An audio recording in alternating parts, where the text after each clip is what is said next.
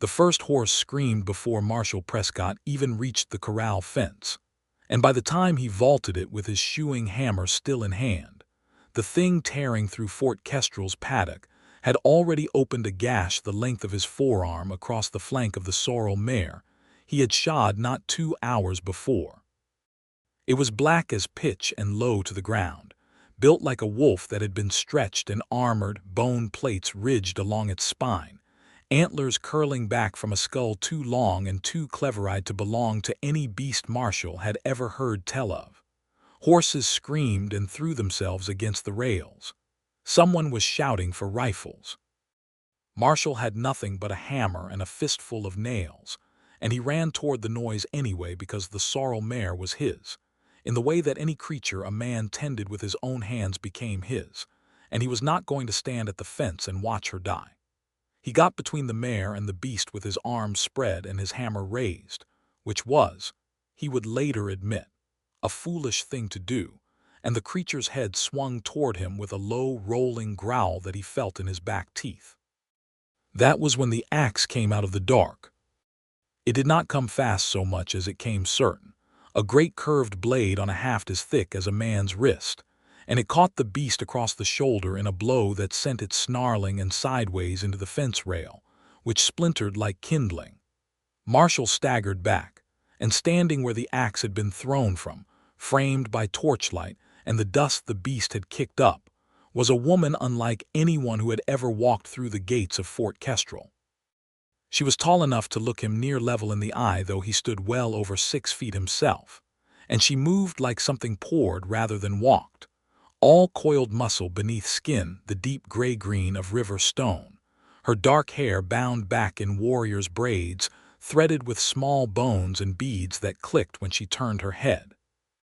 She wore fitted leathers, a cuirass laced snug over her chest and ribs, sleeves cut away at the shoulder to bare arms corded with old scars, trousers tucked into tall boots that had walked more miles than Marshall's whole life had covered. Twin tusks curved up from her lower jaw, pale against the dark of her lips, and her eyes, when they cut toward him, were a burning amber that made him forget, for one long useless second, that there was a monster still snarling 10 feet away. She did not ask if he was all right. She simply put herself between him and the beast, retrieved a second axe from a loop at her hip, and said something low and guttural in her own tongue that sounded less like a warning and more like an insult, the kind you'd fling at an old rival. The beast lunged. She met it.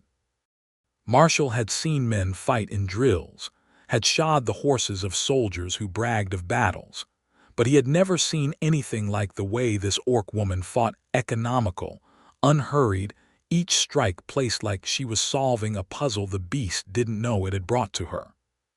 The creature was fast and vicious and clearly used to winning, but it had never met an axe swung by someone who did not seem to fear dying, and within the space of perhaps a minute, bleeding from 3 long wounds, it broke off, screamed a sound like tearing metal, and vanished over the paddock fence into the dark beyond the fort's torchlight.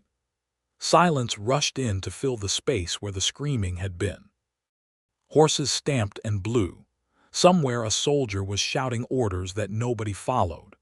Marshal Prescott stood there with his useless hammer still raised, staring at the woman who had just saved his life, and the life of every horse he'd spent the day shoeing, and he did the only thing that felt honest in that moment. He laughed. It came out of him before he could stop it, a short, breathless bark of relief and disbelief, the kind of laugh that comes when a man's heart is still hammering too hard to know what to do with itself. The orc woman turned on him with her axe still dripping, and for one instant he thought she might swing it at him too. Instead she only stared, amber eyes narrowed, as if he had done something far stranger than laugh. "You find this amusing," she said. Her voice carried an accent that rolled the words like stones in a current, but her grasp of the frontier tongue was sure and unhesitating. "No," Marshall said, still grinning like a fool, lowering the hammer at last. "No, ma'am, I find it terrifying. I laugh when I'm terrified. Seems my mouth never got the memo that it's supposed to wait until after." She looked at him for a long moment, the torchlight flickering gold and orange across the planes of her face, and something in her expression closed like a door. She said nothing more. She turned, whistled sharp through her teeth, and a moment later a huge dun-colored horse came trotting out of the darkness beyond the fort wall to nose at her shoulder. Her own mount, Marshall realized. She had come alone, on foot leading it, tracking the beast for who knew how many miles before it had beaten her to the fort. By then soldiers were pouring into the paddock with lanterns and rifles held ready, too late to matter, and Colonel Hask Dunmore himself came striding out in his shirt-sleeves, demanding to know what in the name of every saint had happened to his horses. That was the night Marshal Prescott first laid eyes on Myrtle Steeljaw, and though neither of them knew it yet, it was the night his whole quiet, overlooked life quietly ended, and something larger, stranger, and infinitely more frightening than the beast in the dark began. Marshall was 29 years old and had been the farrier at Fort Kestrel for 6 years, ever since the cavalry post had gone looking for a man who could shoe a horse without losing half his fingers to a kick, and hadn't found anyone better suited than the quiet blacksmith's apprentice from 3 towns over.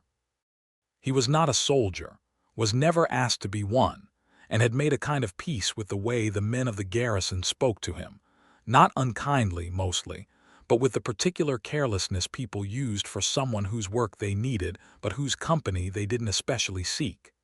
He ate alone at the end of the mess table most nights.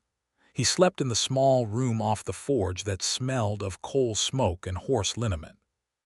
He had a mother 2 counties east he wrote to twice a year and a father long buried, and no wife, no sweetheart, no family of his own within 100 miles. And if that fact ever weighed on him, he had trained himself not to let it show, because a man who felt sorry for himself made poor company at the mess table, and Marshall had decided a long time ago that if he could not be interesting, he could at least be pleasant. He laughed easily. He always had. It was not that life had been kind to him. His father had died of a fever when Marshall was 15. His mother had struggled through 2 hard winters that nearly broke her, and Marshall himself had broken 2 fingers, a wrist, and once nearly his skull in the course of his trade. But somewhere in all that he had decided that laughing at the world's cruelties cost him nothing and sometimes bought him a moment's peace, and he had never once regretted the habit. Even when Corporal Tate and the other young soldiers rolled their eyes and called him simple behind his back. He did not know, that night in the paddock, that the woman he had just laughed in front of came from a people who would have called that very habit a mark against his character worse than cowardice. The next morning, Colonel Dunmore called Marshall to his quarters, which had never once happened in 6 years of service, and Marshall walked across the dusty yard past the whispering soldiers with the distinct feeling that he was about to be blamed for something. Instead, he found the colonel, a broad, silver-whiskered man with the permanently suspicious eyes of someone who had survived 2 border wars, sitting across a plank table from Myrtle Steeljaw herself. She had not slept by the look of her, and she had not been offered a chair, and she stood with her arms crossed and her weight balanced like a woman ready to leave at the first wrong word. "Prescott," the colonel said without preamble, "you're the one who saw the beast up close last night. Tell her what you saw." Marshall told them, as plainly as he could, about the black hide, the bone plating, the antlers, the wound she had opened in its shoulder that had not seemed to slow it half as much as it should have. Myrtle listened with her jaw tight.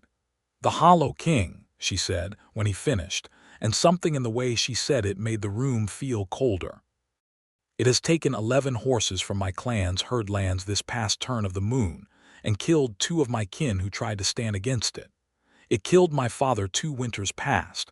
Though it took its time doing so, the wound he gave it festered in him instead of it, some black rot in its claws that ate through his blood until there was nothing left of him to save." The colonel's mouth thinned. "And now it's killing my horses too. So you've come to my fort in the dead of night alone to what warned me." "I came to make a bargain," Myrtle said. She laid it out plainly, without flourish, the way Marshall imagined she did everything. By the law of her clan, the Steeljaw, The beast that had killed the chieftain must be slain by the chieftain's own blood before the rightful heir could be confirmed. And she would not name herself further than that, only that she needed to hunt the Hollow King through country now claimed by the fort's treaty lines. Country she could not cross without risking her whole clan being called raiders and drawing down cavalry sabers on people who had done nothing but bury their dead.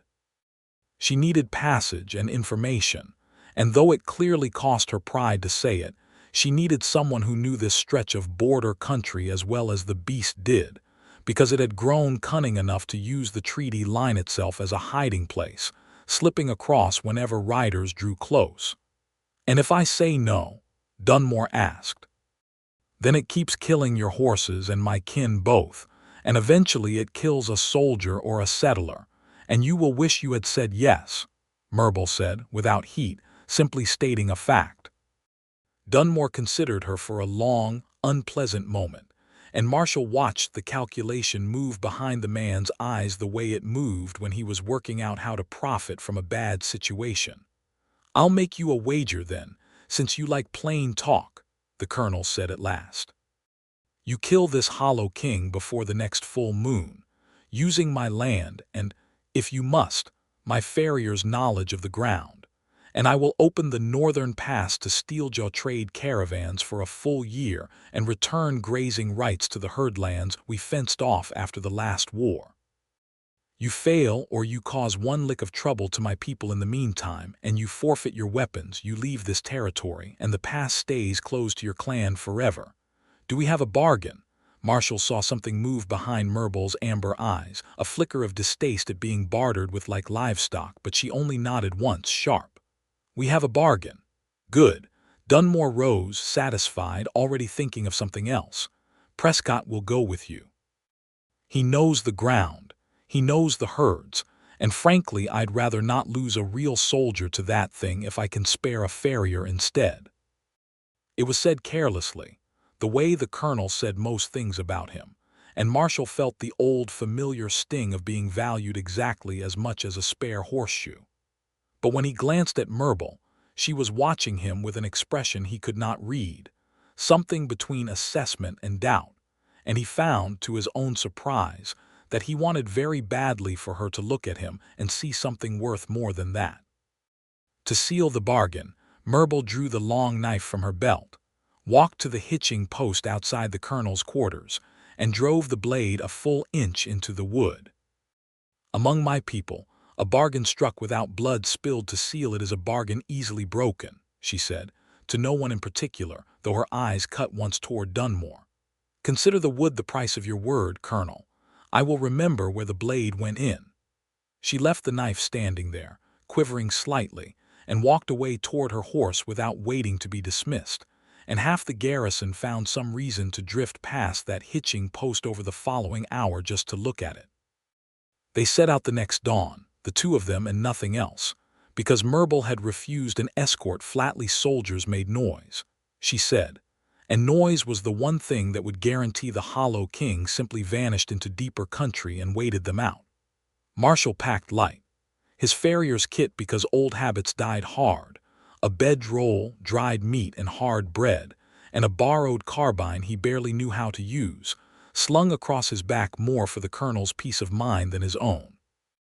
They rode north along the treaty line in a silence that stretched for the better part of the morning, Merble's dun stallion moving with a long, ground-eating stride that Marshall's own mare struggled to match, and he spent the quiet hours studying her from the corner of his eye, the set of her shoulders, straight and unbending even after a sleepless night, the old scars crossing her forearms, the way her gaze never stopped moving across the tree line, the grass, the sky.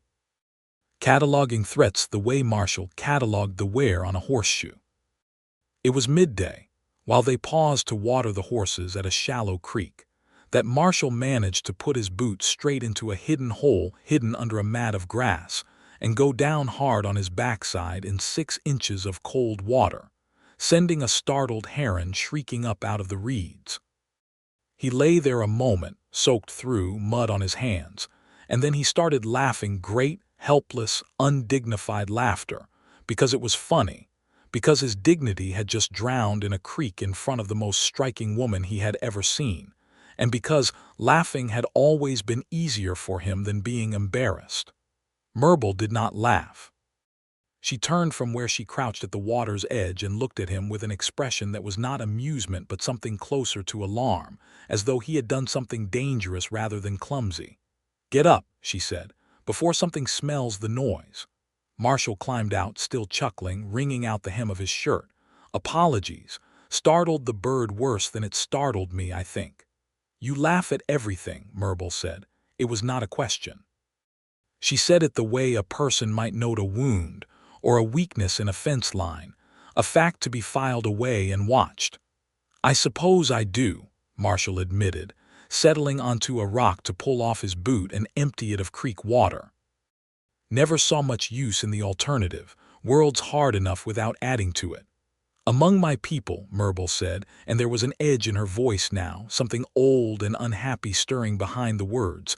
"A person who laughs easily is not trusted, not by warriors, not by anyone with sense." Marshall paused, boot half off, and looked up at her properly. "Why's that?"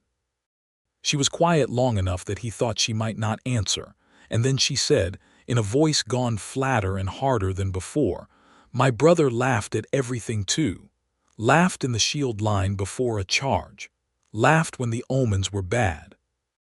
Laughed the day my father rode out after the Hollow King, because my father was too old to be hunting monsters, and it struck Caver as foolish rather than frightening.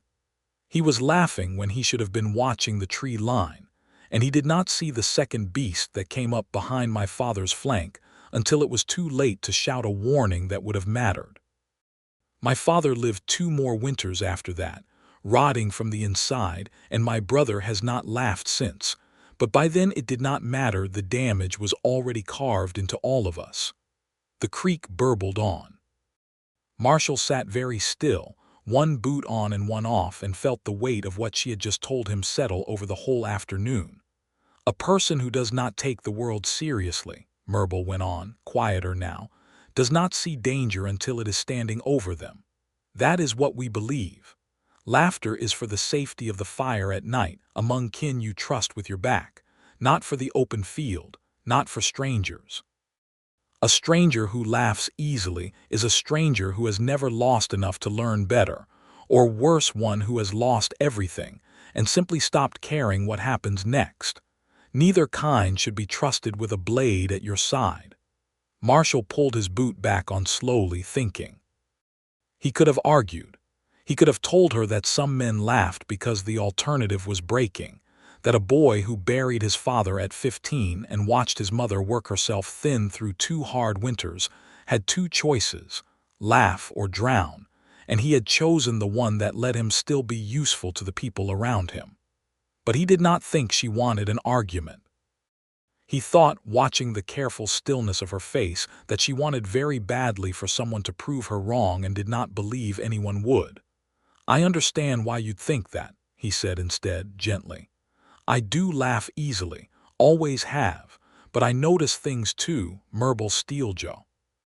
I noticed that hole in the ground half a second before my boot found it, and I still put my foot in it, because knowing a danger's there and being able to avoid it aren't always the same thing. I noticed the Hollow King's wound was on its left shoulder last night, which means it favors that side, which might matter to you when the time comes. I laugh at the world because it's kinder than snarling at it. Doesn't mean I've stopped watching." She studied him for a long moment, amber eyes unreadable, and did not answer. But she did not ride away from him either, and when they mounted up again she matched her stallion's pace to his mare's instead of leaving him to catch up, and Marshall counted that privately, as a kind of answer after all. They made camp that night in a hollow between 2 ridgelines, sheltered from the wind, and it was there, over a low fire built more for warmth than light, that Marshall Prescott made the second mistake of proving Myrtle's people right about him, and the one that mattered most. He had gone to fetch more firewood in the dark and come back at a dead run, breathless, having startled what turned out to be nothing more than a badger the size of a dog. And when he told the story against himself, exaggerating his own terror for effect, He laughed so hard at his own foolishness that he had to sit down.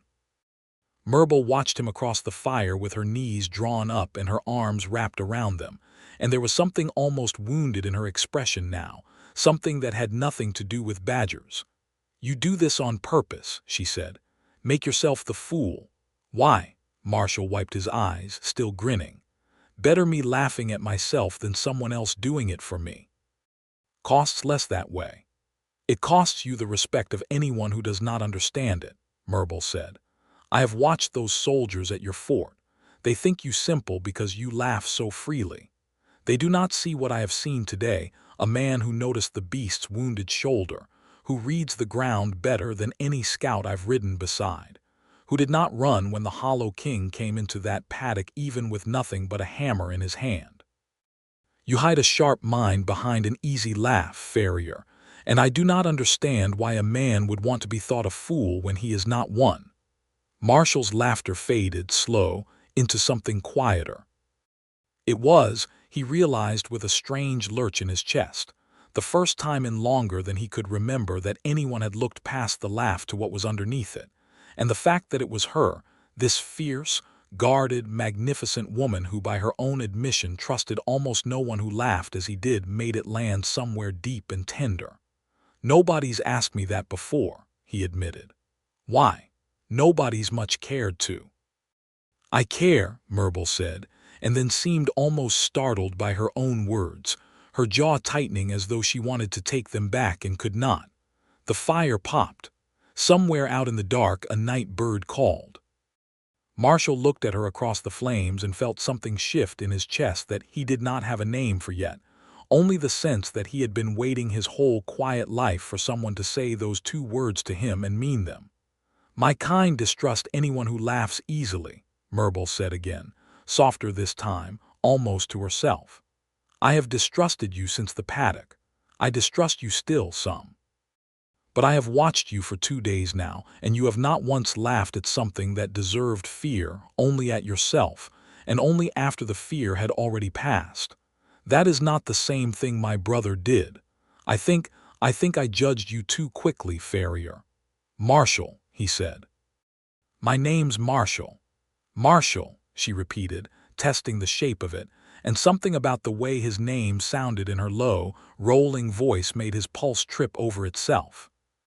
They did not speak much more that night, but she did not move away from the fire when he settled his bedroll closer to the warmth. And once, deep in the night when he stirred half awake to feed the coals, he found her amber eyes already open, already watching him across the flames, and neither of them looked away for a long moment before sleep took them both again.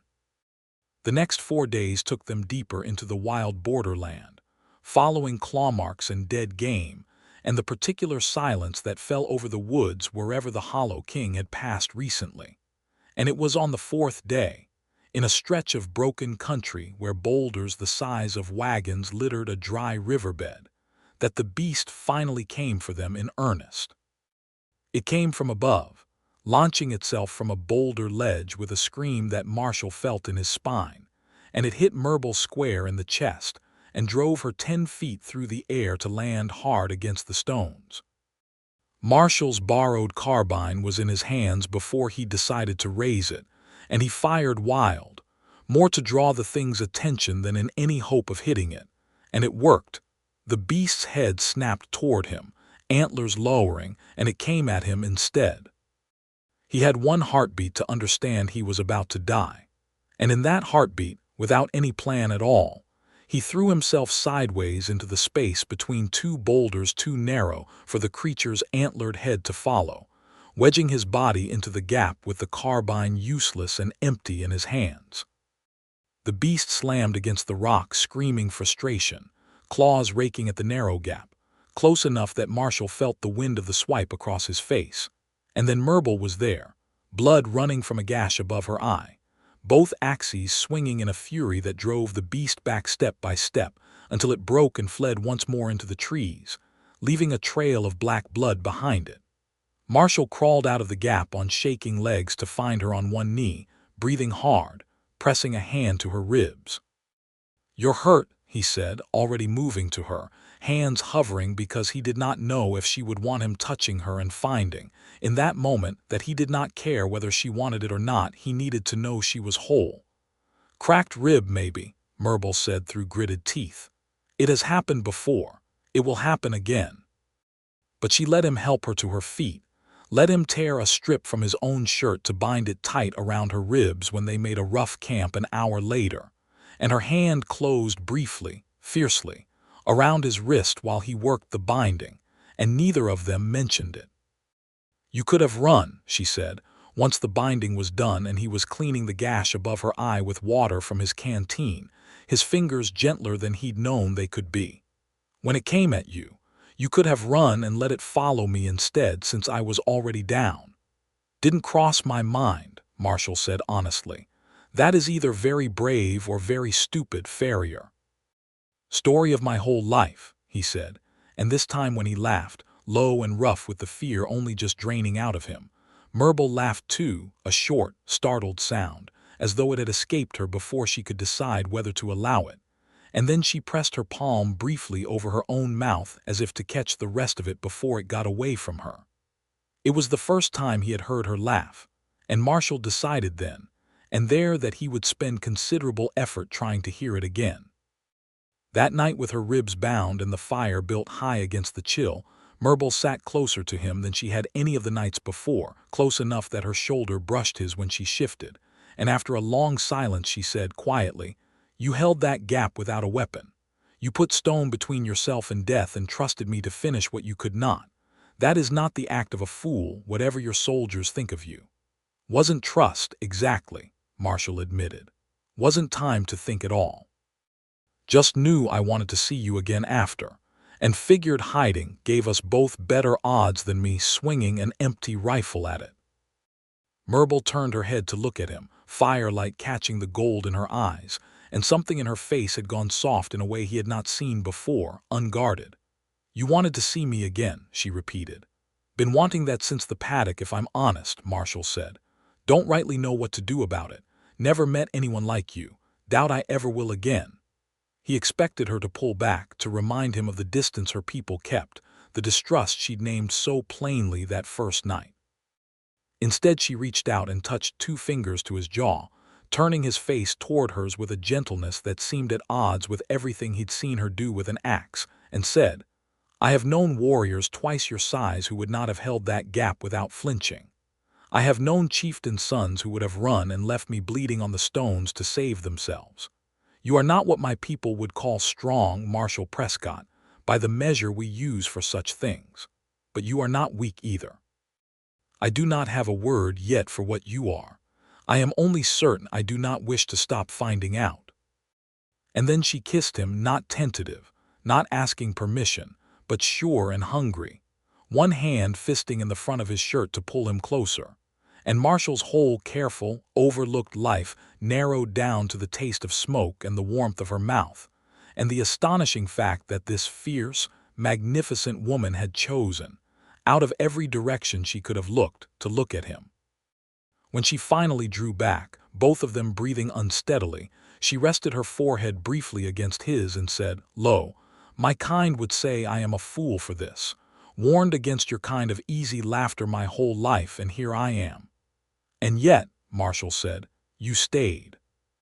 "And yet," she agreed, and did not move away. They found the Hollow King's den 3 days later, a cave mouth in a limestone bluff overlooking the treaty line, littered with the bones of cattle and horses, and Myrtle said grimly, at least one set of bones that were not animal. They did not attack that day. The beast was healing from its wounds, cunning enough to wait them out from the shadows of the cave, and Myrtle judged correctly that a fight in that darkness favored the beast far more than it favored them. They withdrew to plan, which meant riding 2 days back toward Fort Kestrel for supplies, and though neither of them said it aloud, for a few more nights of a fire and a shared bedroll before the killing had to be done.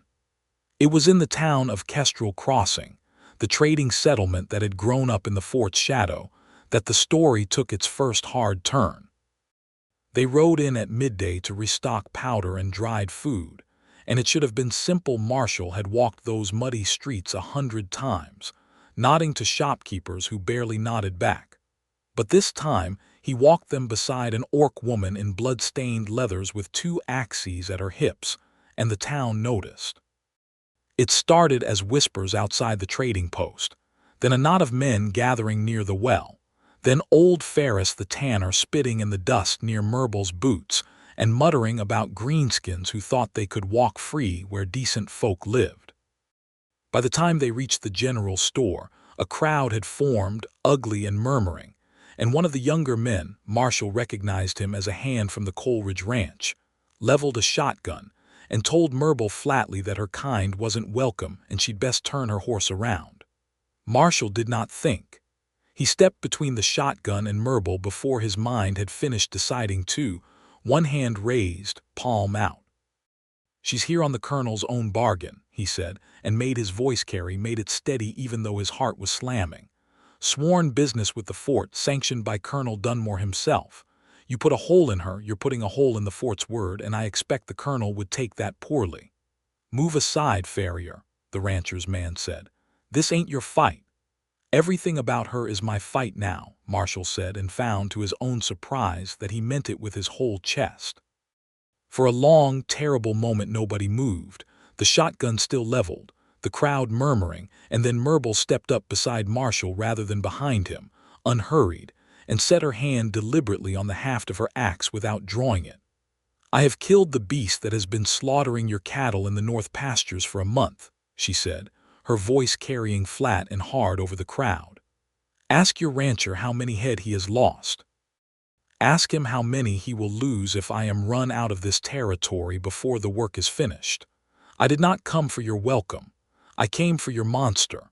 When it is dead, I will leave, and you may hate my kind all you like on that day. Until then, lower the gun, or explain to your colonel why his bargain lies broken in the dust of your street along with whoever fires first." It was the rancher hand's own neighbor, an older man with a face Marshall half recognized, who finally stepped forward and pushed the shotgun barrel down toward the ground, muttering something about not wanting fort trouble on his account, and the crowd broke apart into uneasy knots, the moment's violence draining away into sullen watching stares. Merble did not thank the man who'd lowered the gun. She simply turned and walked into the general store as though nothing at all had happened, and Marshall, following her, saw her hands were not quite steady where she gripped the door frame, and understood that the calm had cost her something after all. "You did not have to stand in front of that gun," she said quietly, once they were inside, away from watching eyes. "Would have stood in front of a cannon," Marshall said. "Wasn't a decision, just where my feet went." Merble looked at him for a long moment, something fierce and aching in her expression, and said, "No one has ever stood between me and a gun before, Marshall Prescott. My whole life, I have been the one who stands in front of others. I do not know what to do with a man who stands in front of me." "Get used to it," Marshall said, and meant that too. It was that same evening, back at the fort while Merble saw to the horses, that Marshall overheard something that turned his stomach cold. He had gone looking for the colonel to report on the Hollow King's den, and found instead the colonel's aide, a lieutenant named Corbin, speaking low and urgent with a rider Marshall didn't recognize, a man in the plain gray coat of a territorial messenger. He caught only fragments. "Once the beast is dead, she'll have no reason to keep her guard up. And the governor wants that pass closed permanent, not opened, bargain or no bargain. And worst of all, Dunmore says take her quiet once she's done the killing, before she can ride back to her clan and claim the herd lands legal." Marshall stood frozen in the shadow of the stable wall, ice pooling in his gut, and understood with sudden, sickening clarity that the wager had never been meant to be honored at all. The colonel intended to let Merble risk her life killing the Hollow King, and then have her killed or captured the moment the danger to his own horses and land was ended, so that the pass would stay closed and the herd lands would stay fenced, and no one back east would ever have to answer for it, because a lone orc woman found dead on the border would raise no questions that mattered to anyone but Marshall. He found Merble in the paddock, currying her stallion's flank in long, methodical strokes, and he told her everything, word for word, his voice shaking with a fury he had rarely felt in his whole even-tempered life. She went very still when he finished, her hand flat against the horse's neck, and for a long moment she said nothing at all. "You are certain," she said finally, "certain as I've ever been of anything." "Then the bargain was rotten from the start," Myrtle said, and there was something in her voice now that Marshall had not heard before, not fury, but a weary, ancient kind of grief, as though this was simply one more confirmation of something she had always half expected. "My people say never trust the word of a man who smiles while he cheats you.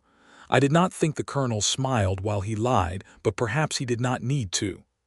"I'll not let it happen," Marshall said. "Whatever he's planned, I'll stand against it. I mean that, Myrtle, whatever it costs me." "I know you mean it," she said, and reached out to take his hand, lacing her fingers through his, calloused palm against calloused palm. "That is the trouble, farrier. I believe you entirely, and I do not know what to do with a man I believe entirely." It was 2 mornings later, as they rode north once more toward the hollow king's den with the taste of betrayal still bitter between them, that the second great shock of the story arrived, thundering down out of the tree line in the shape of 40 mounted orc warriors under a black banner marked with a steel jawbone. Marshall's hand went to the carbine on instinct, but Myrtle's arm shot out and caught his wrist hard. "Do not," she said, low and urgent. "These are mine." The lead rider, a broad-shouldered orc man with gray threading his braids, reined up hard before them and dropped from his saddle, and to Marshall's utter astonishment, he went down on one knee in the dirt of the road before Myrtle Steeljaw and bowed his head. "Blood daughter," the man said, "the elders grow restless. Ruck Blackmane has called for a challenge vote, claiming your absence proves you unfit to hold the chieftain's seat. You must return and finish this before the next moon, or he will claim it by combat instead, and there will be no bargain left to keep with these humans at all. Ruck means to burn this fort to the ground the day he takes the jawbone banner for his own." Marshall sat frozen on his horse, staring, as the pieces rearranged themselves violently in his mind. Blood daughter, chieftain's seat. Myrtle closed her eyes briefly, and when she opened them, the exhaustion in them was old and deep. "Marshall," she said without looking at him, "I did not lie to you. I only did not tell you everything. My father, Goreth Steeljaw, was chieftain of the Steeljaw clan. By our law, his heir must slay the beast that killed him alone without clan aid before she can be confirmed to hold the jawbone banner in his place. I did not want your fort's help given to a chieftain's daughter out of fear of what my clan might do in return, or refused to a chieftain's daughter out of old hatred. I wanted it given if it was given at all to me, just me, not my name." "You're a chieftain," Marshall said, the word strange in his mouth. "You're Myrtle, you could have your whole clan behind you, 40 warriors. You could have had them at your side against that beast from the first night, and instead you came alone, to a fort that hates your kind, and bargained like a beggar. Because the law requires I face the Hollow King alone, or the confirmation means nothing and Ruck Blackmane will contest it forever," Myrtle said. "And because," she added, quieter, "I did not know, when I rode into your paddock that first night, whether there was a single soul in this territory who would help a Steeljaw for any reason but fear or gold. I did not expect to find one who would help me because he laughed at a badger and looked past his own foolishness to see whether mine was worth trusting." The kneeling warrior, his name, Marshall would later learn, was Dora's. Her father's old shield brother rose and studied Marshall with open curiosity, and then something that might almost have been approval. "This is the human who stood before a gun for you," he said. "It was not a question." "It is," Myrtle said, and there was pride in her voice that made Marshall's chest ache. "Then he had better ride with us," Dora said. "Ruck will have spies watching this road. If they see a human at the blood daughter's side, willing to bleed for her, it will be one more thing he cannot easily explain away to the elders." They rode together, 40 warriors and 1 farrier, and the woman who was, Marshall now understood, worth an entire clan's future, and made camp that night within sight of the limestone bluff in the Hollow King's cave. It was there, with the warband settled around their own fires at a respectful distance, that Myrtle finally let the mask fall entirely. "I should have told you sooner," she said, sitting close beside him, her voice raw in a way he had not heard from her before. "You have bled for me not knowing what I truly was. That was not fair to you, Marshal." "You didn't lie," Marshal said. "You told me you were hunting the beast that killed your father. Everything else was just details you weren't ready to give yet. I understand needing to be trusted for yourself first. Better than most, maybe." "Even now?" Myrtle asked. "Even knowing I am chieftain, or will be, if I do not fail tomorrow, even knowing what that means, that I cannot simply ride away from my clan and live quiet on some frontier homestead shoeing horses beside you, even now, you do not look at me differently." Marshall considered the question with the same careful honesty he gave everything. "I look at you the same as I did in that paddock," he said finally.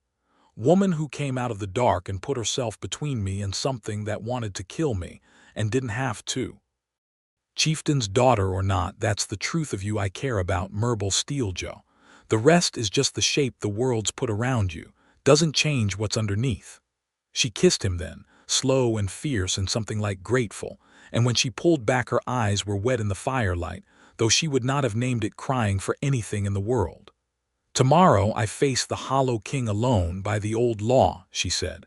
"But tonight I do not wish to be alone at all." She drew him into her own tent that night, away from the eyes of the warband, and what passed between them there was not hurried and not careless but slow and searching, both of them trembling a little at the enormity of it. His hands learning the old scars along her arms and the new binding at her ribs with a tenderness that made her breath catch, her mouth finding his throat, his jaw, the corner of his smile, as if she meant to memorize every place where his laughter lived. When at last they lay tangled together in the dark, her head against his chest and his fingers combing slow through her loosened braids, she said, so quietly he almost missed it, "I stayed. Every warning my mother ever gave me about men who laugh too easily, and I stayed anyway. I do not regret it." "Glad to hear it," Marshall murmured against her hair, "since I've got no intention of going anywhere." Dawn came gray and cold, and Myrtle Steeljaw rose alone, as the law required, and walked toward the cave mouth in the limestone bluff with both axes bare in her hands, while 40 warriors and 1 farrier watched from the tree line, forbidden by ancient law to lift a single blade to help her no matter what happened. The Hollow King came out of the dark to meet her with a scream that shook loose birds from every tree for a mile, and the fight that followed was the kind Marshall would remember in pieces for the rest of his life. The flash of axe blades, the beast's antlers raking sparks from stone, Myrtle rolling beneath a killing strike that would have taken her head, coming up bleeding from a fresh gash along her thigh, refusing to fall. Twice the beast had her pinned, its full weight bearing down, and twice she drove an axe hilt deep into some vital place and twisted until it screamed and reared back. It was the wound to its old, unhealed shoulder, the one Myrtle's father had given it 2 winters past, the one Marshall had noticed the very first night and told her mattered, that finally betrayed the beast's balance at the crucial moment, its left foreleg buckling half a heartbeat too long as it lunged, and Myrtle was already moving, already swinging both axes in a cross-stroke that took the Hollow King across the throat and dropped it, twitching, into the dust at last. The silence after was enormous. Then the warband erupted into a roar that Marshall felt in his bones, and he was running before he decided to, shoving past warriors twice his size to reach her where she knelt, bloody and shaking, beside the beast's body, and she looked up at him with an expression of such raw, disbelieving relief that he simply gathered her against his chest, careful of her wounds, and held on. "You did it," he said into her hair. "Myrtle, you did it." "We did it," she corrected, voice muffled against his shoulder. "You saw its weakness before I ever did. Do not think I have forgotten that, farrier." The bargain, when they rode back into Kestrel, crossing 3 days later with the beast's antlered skull lashed across a pack horse and 40 Steeljaw warriors at their backs, could not be so easily broken as Colonel Dunmore had planned. Word had already run ahead of them.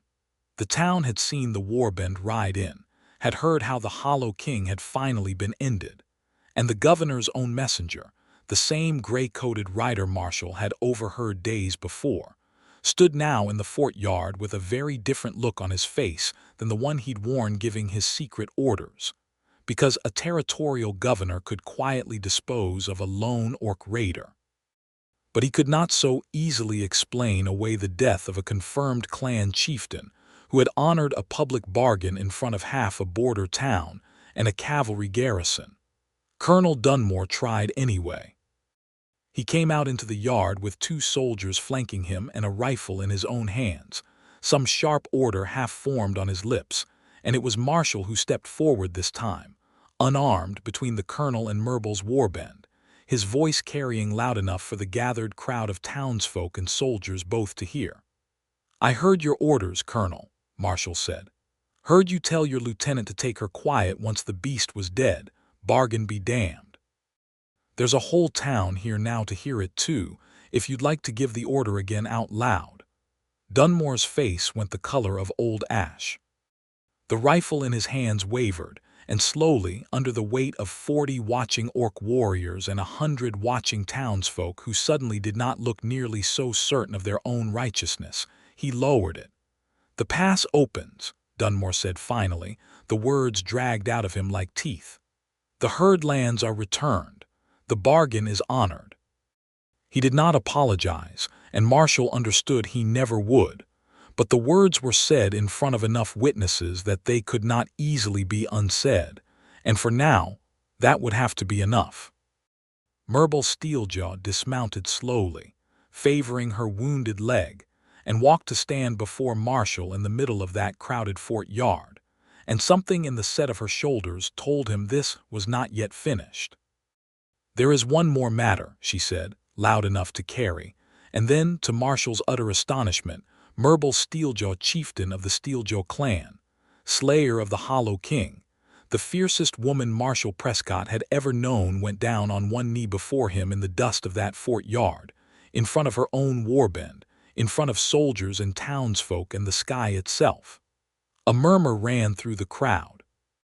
Dora, standing at the head of the warband, did not look surprised at all, only deeply, quietly satisfied.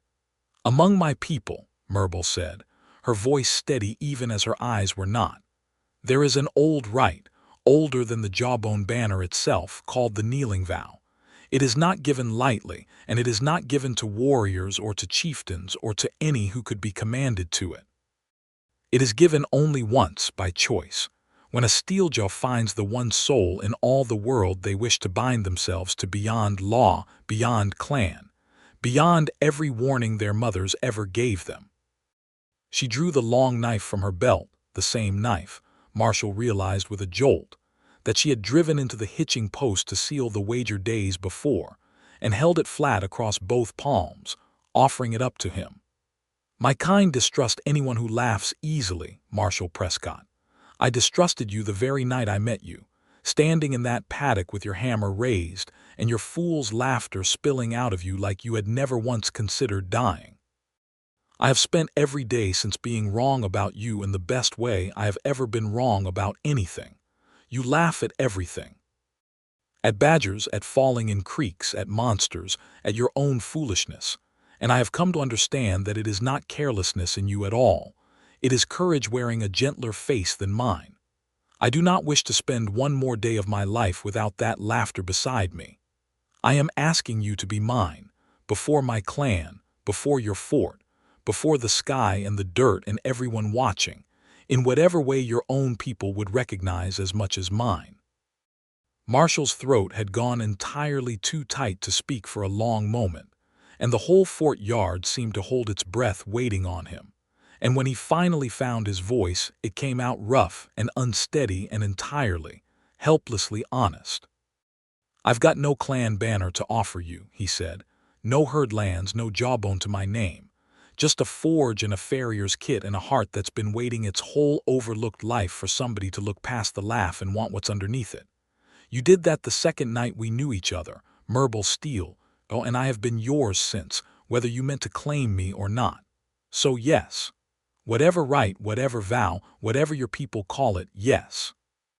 He took the knife from her open palms with hands that were not quite steady, and following some instinct he could not have named, he pressed the flat of the blade briefly to his own chest, and then back into hers, over her heart, the way he imagined a man might return a vow rather than merely accept one. And the sound that went up from the warband at that, a great rolling cheer, axes and spears raised to the sky, told him he had guessed rightly enough to honor what she'd offered.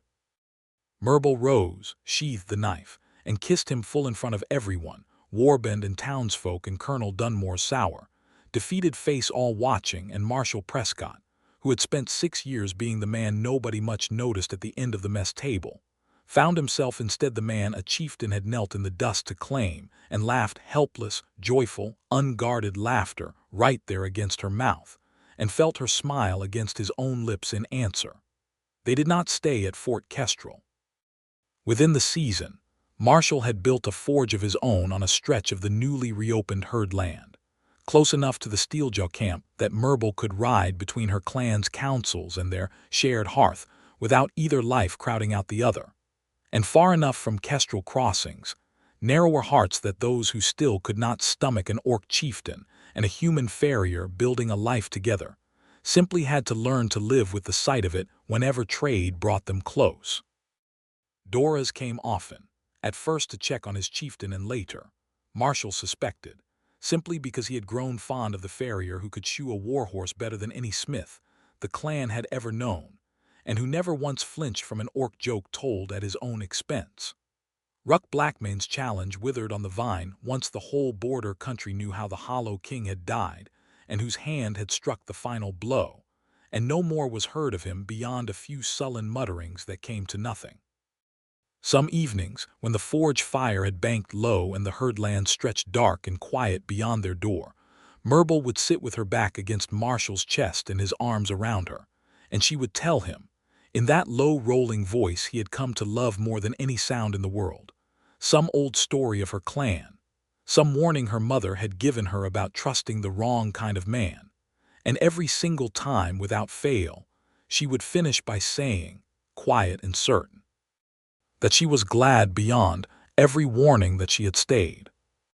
And Marshal Prescott, who laughed at everything, at the horses who nipped his shoulder, at his own scars, at the absurd, impossible good fortune of his life, would laugh then too, soft and warm against her hair, and mean it more than he had ever meant anything, because he had found at last the one person in all the wide, rugged world who had looked at his laughter and chosen, against every instinct her people had ever taught her, to stay.